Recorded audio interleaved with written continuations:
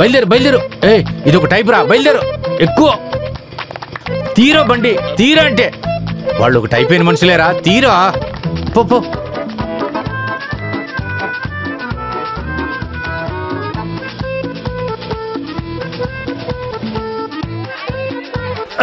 తొందరగా పరిగెత్తురా, తొందరగా పరిగెత్తురా. రంజిత్, నేను పరిగెత్తలేకపోయినా బండి పట్టుకోరా. పట్టుకో.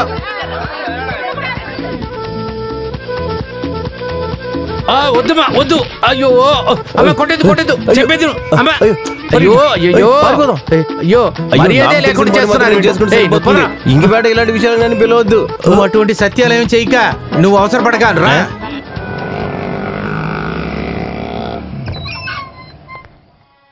జానకి, కొంచెం నీళ్లు తీసుకురా.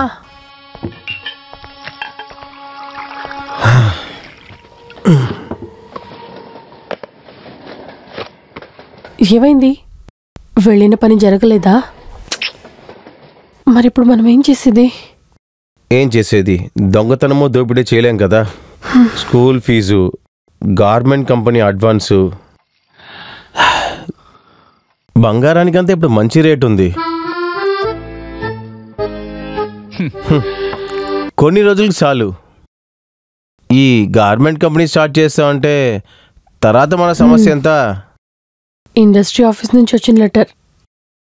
ఈ శుక్రవారం లోపు డబ్బు కట్టలేదంటే ఆ యూనిట్ అలాట్మెంట్ క్యాన్సిల్ అయిపోతుందట.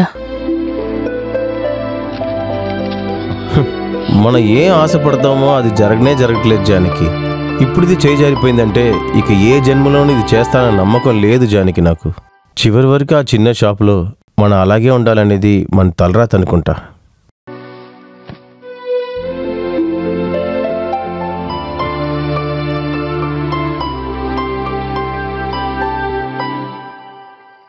స్మార్ట్గా ఆడితే మనం తప్పించుకోవడానికి ఒక దారుంది. వేరే దారే ఉంది. ఈ ఆట ఏంటంటే ఒక నాటకం. నాకు సినిమాలో నటించడానికి ఒక ఛాన్స్ దొరికింది అనుకోండి. నేను ఆ రోల్ని బాగా నటించాలి. ఏ రోల్ ఇది? ఒక గర్భిణీ రోల్. ఈ గర్భసంచి బాడీకిచ్చే అమ్మాయికి 10 లక్షలు ఇస్తానని కదా చెప్పారు. అవును. ఆ 10 లక్షలు మనకొస్తే మన సమస్యలన్నీ తీరిపోయి మనం కూడా తప్పించుకుంటాం కదా. దానికి ఒక 8 లక్షలు ఉంటే సరిపోతుంది. కంపెనీ స్టార్ట్ చేస్తామంటే తర్వాత ఇలా డబ్బులు సంపాదించని నేను చూపిస్తాను. అదేంటంటే మనం ట్రై చేస్తే తప్పేముంది? ఏంటంటున్నావు? 10 నెలలు అలా సుర్రని వెళ్ళిపోతుంది. 10 లక్షలు చేతిలో ఉంటుంది. నువ్వేం చెప్పాలనుకుంటున్నావు?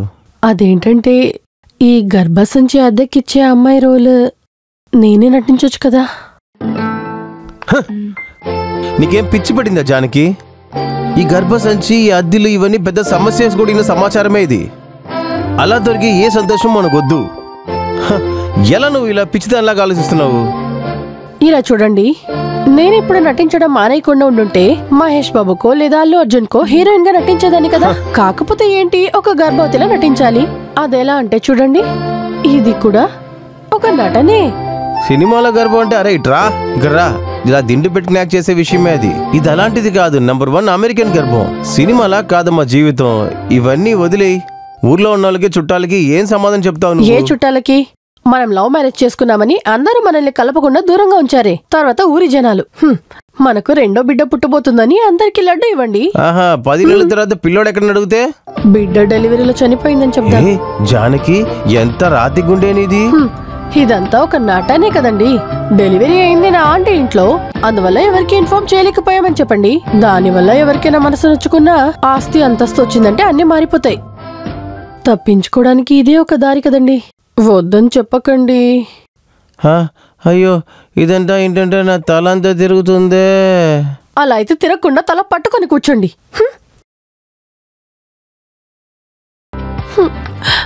ముందంతా నన్ను పెద్ద పెద్ద సినిమాలో హీరోయిన్ గా పిలిచారు.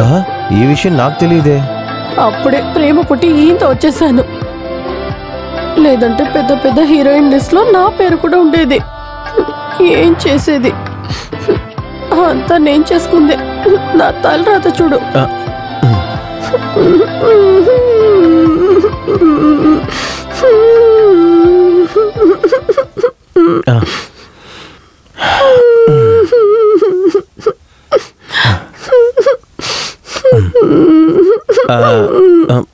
కానీ యాక్టింగ్ అంతా అనడం సరదాగా చేసే ఒక విషయమే కదా.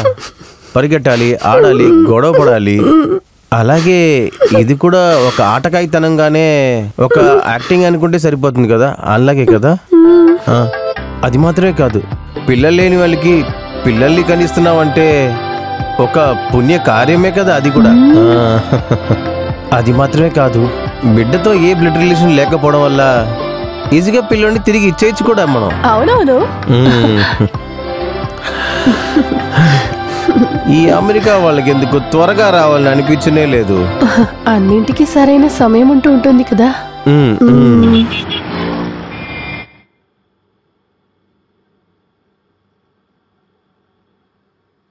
డాక్టర్ ఏం చెప్పట్లేదేంటి సార్? అది అవసరం అంటావా?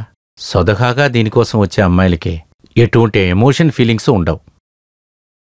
మీ వైఫ్ లాంటి ఒక మనిషికి దాని గురించి మీరేం టెన్షన్ అవ్వద్దు. దాని గురించి ఈ విషయంలో తనే ఎక్కువ బాధ్యత తీసుకుంది. అలాగైతే మీరు క్లినిక్ రండి, కొన్ని టెస్టులు తీయాల్సి ఉంటుంది. ఓకే అయితే అమెరికా వాళ్ళని పిలుద్దాం. సరే సార్, అలాగే చేసేద్దాం. డబ్బులు సంపాదించిన తర్వాత ఒక బ్యూటీ పార్లర్ స్టార్ట్ చేయాలి. దానికంటే మంచిది సొంతంగా ఒక బ్యూటిషియన్ పెట్టుకోవడమే. అలాగా? ఇదిగో కొంచెం త్వరగా బయలుదేరమ్మా. నేను రెడీ. జానకి ఎంతవరకు చదువుకున్నారు? చదువు గురించి డాక్టర్ ఏది? చదువు విషయం ఓకే ఓకే, ఊరికేనే అడిగాను. జానకి మాకు బాగా నచ్చింది. Okay doctor, let's proceed. Okay, గర్భసంచిని మీరు అద్దెకిస్తున్నందువలన వీళ్ళు మీకు 10 లక్షల రూపాయలు ఇస్తున్నారు. దాంట్లో 5 లక్షలు అడ్వాన్స్, మిగతా 5 లక్షలు డెలివరీ తర్వాత పిల్లనిచ్చేటప్పుడు. డాక్టర్ 10 లక్షలు ఒకేసారి ఇవ్వకూడదా? సారీ రంజిత్, ఇటువంటి ట్రీట్మెంట్లో డాక్టర్ సగం దేవుడు సగం అనే అంటారు. మనం చేయవలసిన అన్ని పూర్తి చేసినా ఒక్కొక్కసారి ఇది సక్సెస్ అవ్వదు. కొన్ని సమయాల్లో కన్సీవ్గా ఉన్నాళ్ళు చేసే తప్పు వలన కూడా ఇది పోతుంది.